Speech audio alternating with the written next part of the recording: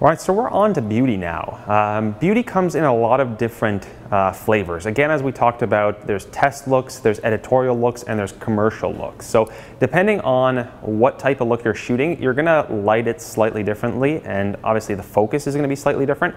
Our focus will be more on a sort of editorial style beauty look.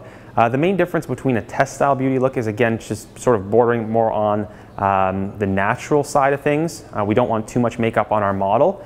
Again, the lighting too, we want to keep it more simple in the test look. So we're going to see, actually, we're going to do like sort of a clamshell setup with just 2 lights. That's perfect for a test look. Again, focus on the model. Now on commercial, the difference is that you want your lighting to be very clean and not too contrasty. So we're actually going to be doing one look where we have a small reflector that we're going to be using as our main light source, and that's going to create really hard shadows. That is not something that you want on a commercial shoot. You want to minimize those shadows. So we're going to be mentioning it throughout the tutorial, actually, how we can kind of change it up. But basically, you just need to bring your lights down to reduce the amount of shadowing you have when you're shooting commercially.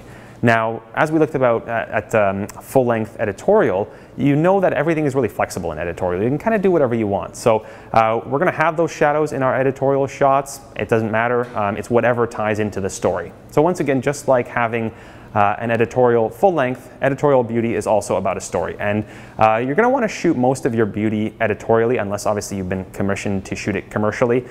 Just because you have that editorial, you can go ahead and submit it to a magazine. So if you're going to take the time to shoot beauty, you're going to spend a day shooting it, you may as well pre-plan, get your makeup artist on the same page as you to create a story around those looks. And so that's going to be our focus today. Now, obviously with beauty, it's all about lighting it correctly. We want to get really clean lighting on our model. We don't want to have to change anything in post as far as lighting.